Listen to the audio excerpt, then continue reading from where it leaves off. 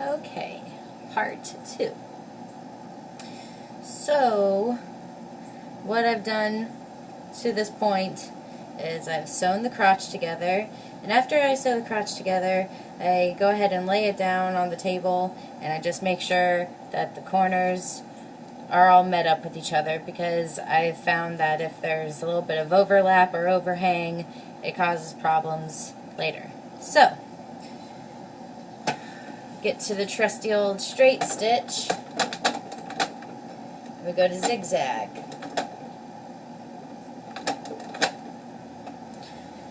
And we don't want the length and the tension to be too far and long, so I have mine set on 4 and 3. And that's just so you can have a cleaner cut when it comes to trimming off all the back stuff. I've tried it both ways, where I serge around the edge before I put the elastic on for a cleaner look, because I know that's how a lot of underwear does it, but for some reason it always looks like it's like, I don't know, really pulled or stretched out or something from doing that. So, oh, another thing I should say is that when I sew the elastic on, there's this open piece of where the fold is, and I put that going up, so that way on the seam it's all closed, because I figure that's probably right. I don't know. If you feel otherwise, let me know. Alrighty. So I try to get as much of the elastic or as much of the cloth onto the elastic, but I try to have just the tiniest bit of overhang, just so that way I don't have to trim too much. And hopefully one day I won't have to trim any, but I do have to trim now. Okay, so we get in here and we just start our zigzags, doing the backwards stitch and then the frontward stitch. And I'm just going to start pulling just the tiniest little pull, just a little dink, just a little pull.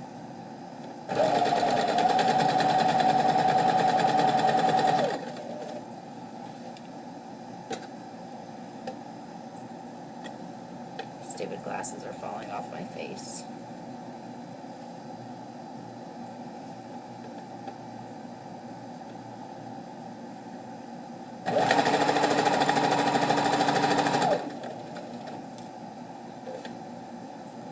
I have found that doing tugs closer than farther away is better.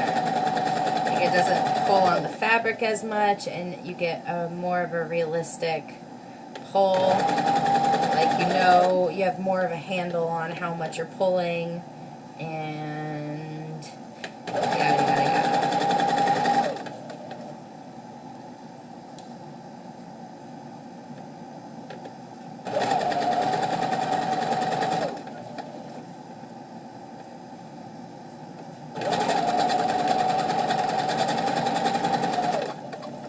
Try to do the stitching more towards,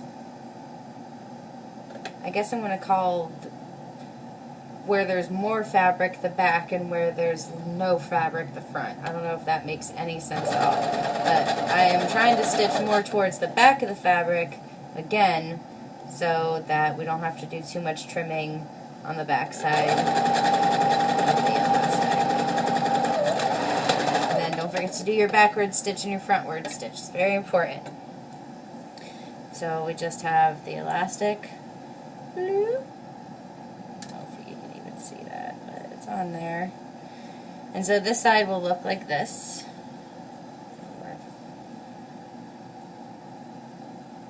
And when I mean trim it, it's like whatever, you'll see. You can't see the under fabric hanging over the elastic. So I go in there generally with my bird scissors and do some trimming. So we might have to get you some little bird scissors or some type of little scissor that can get into little places. which is nice for cutting and sewing anyway.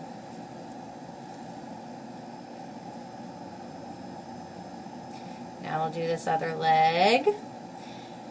You know, the underwear is a lot like the kitty shorts as well. Oops, I almost did the elastic the wrong way. Again, the open part of the elastic should be to the back of the fabric, the side with more of it. So that way, if you're wearing the underpants and looking down, that's where the opening would be. But if you're looking up your leg, that part should be closed, I guess. That's what I'm guessing. That's what I'm doing.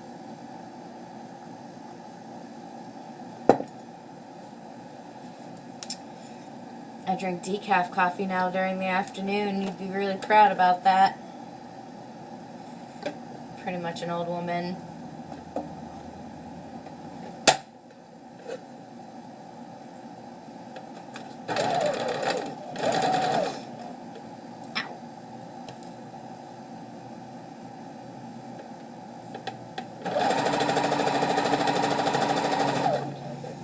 This winter, when you get really lonely and bored and crazy, we could do FaceTimes where we sew together like this, and you could be making underwear and I could be making underwear.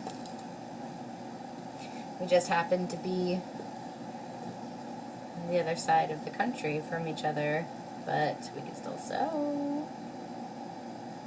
I liked the other video better because I had music on.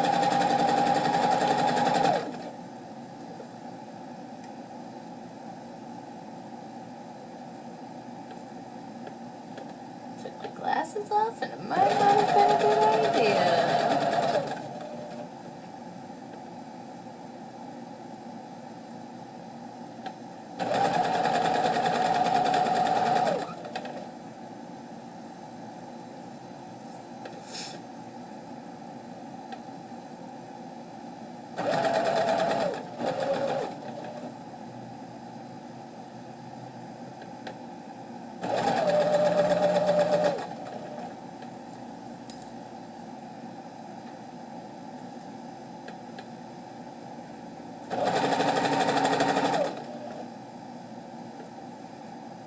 Again, we're just pulling just the slightest little bit.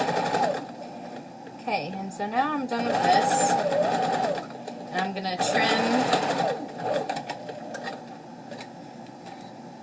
to trim all this underneath right here. And then I'll start another video.